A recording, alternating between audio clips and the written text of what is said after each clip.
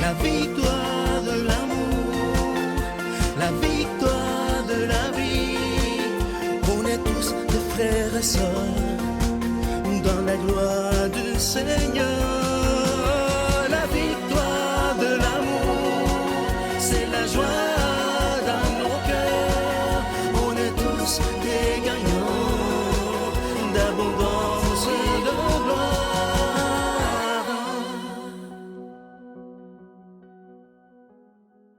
Bon mardi, bienvenue à votre émission La Victoire de l'amour. J'espère que vous allez bien ce matin. Aujourd'hui, c'est l'anniversaire de Sœur Angèle qu'on aime tant.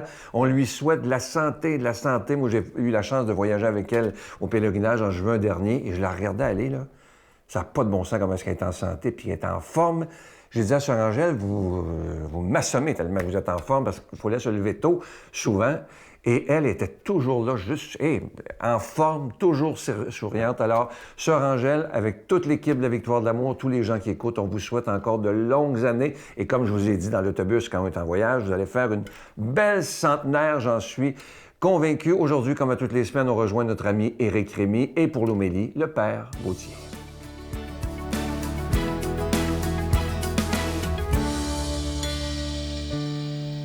Bon matin, je suis content de vous retrouver, j'espère que ça va bien. Cette semaine, parce que j'ai beaucoup parlé des méfaits de la consommation, j'ai le goût de vous parler des bénéfices d'arrêter sa dépendance.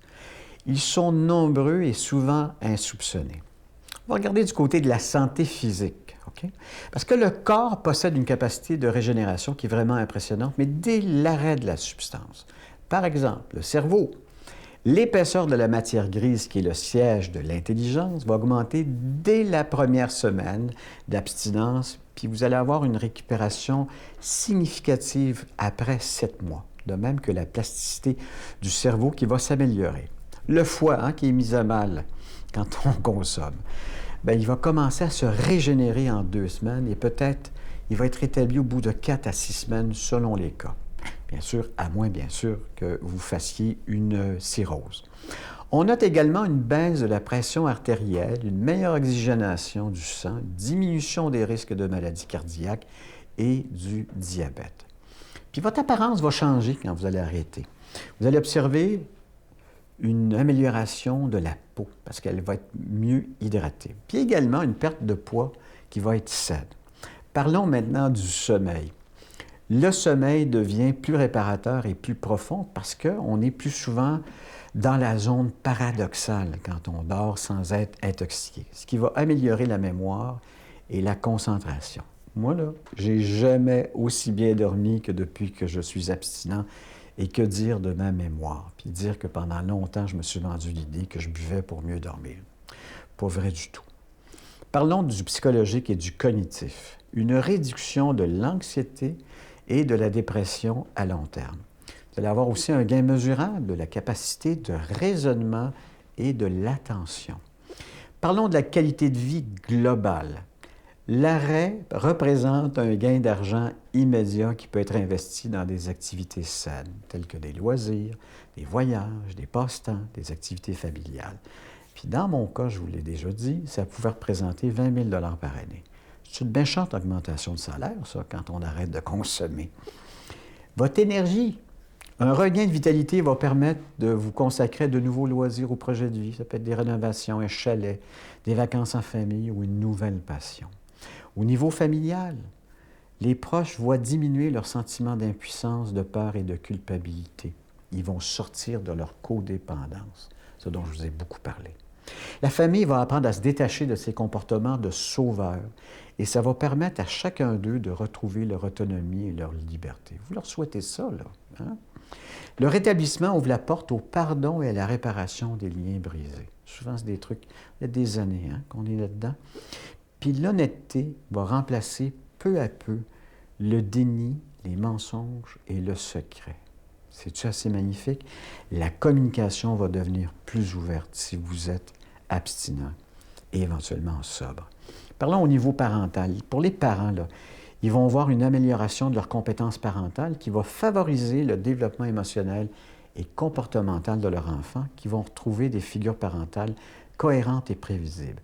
91 % des personnes en rétablissement rapportent une qualité de vie positive ou même très positive. Si devant tout ce que je viens de vous énumérer, vous évaluez qu'il est plus avantageux de continuer à consommer que d'arrêter, c'est juste que vous n'êtes pas arrivé à destination. Si tel est le cas, là, n'abandonnez pas l'idée d'être abstinent un jour. Demandez à Dieu de vous aider à en sortir. Vous êtes à une prière près qu'il vous exauce. La semaine prochaine, je vais vous parler de la gratitude. D'ici là, bonne semaine, puis n'oubliez pas que Dieu nous veut heureux. Notre Père qui es aux cieux, que ton nom soit sanctifié, que ton règne vienne, que ta volonté soit faite sur la terre comme au ciel. Donne-nous aujourd'hui notre pain de ce jour. Pardonne-nous nos offenses, comme nous pardonnons aussi à ceux qui nous ont offensés. Et ne nous laisse pas entrer en tentation, mais délivre-nous du mal, car c'est à toi qu'appartiennent le règne, la puissance et la gloire pour les siècles des siècles. Amen. Je continuerai à croire, même si tout le monde perd espoir. Je continuerai à aimer, même si les autres parlent de haine. Je continuerai à construire, même si les autres détruisent. Je continuerai à parler de paix, même au milieu d'une guerre.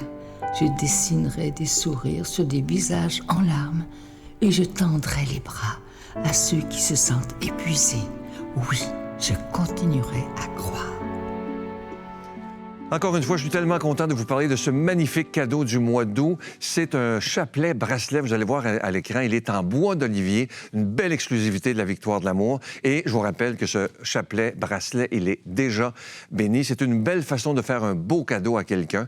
Et je vous rappelle également que le livre du bon Père Gauthier est toujours disponible, vous le voyez à l'écran. C'est un livre qui est tellement bien écrit. Le livre de Martin est toujours disponible, Mon kit de joie. Mon Dieu, que les gens aiment ce livre-là, comme celui du Père Gauthier. C'est vraiment deux très bons livres. Et aussi, vous vous souvenez, je vous en ai parlé il y a quelques mois, ce défi qu'on s'était donné de donner une croix à quelqu'un, la croix de la paix, et elle est toujours disponible. Vous savez que vous recevrez ces cadeaux avec un don de 25 $, et si vous en voulez deux, avec un don de 40 $. Vous recevrez également un reçu pour fin d'impôt. Et je veux prendre le temps aujourd'hui de vous dire des milliers de fois merci, parce que si cette émission existe depuis 31 ans, pas grâce à moi, c'est grâce à chacun et à chacune d'entre vous. Merci de tout cœur. Et voici comment vous procurer ces cadeaux.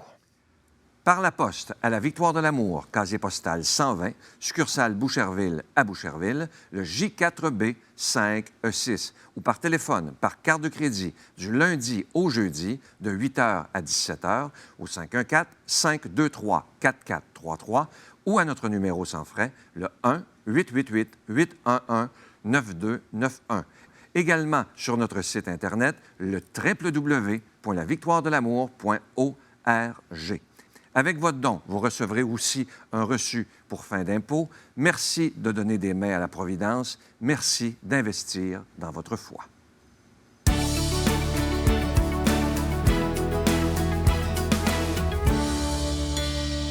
Mon Dieu, donnez-moi la sérénité d'accepter les choses que je ne peux changer, le courage de changer les choses que je peux et la sagesse d'en connaître la différence. Amen.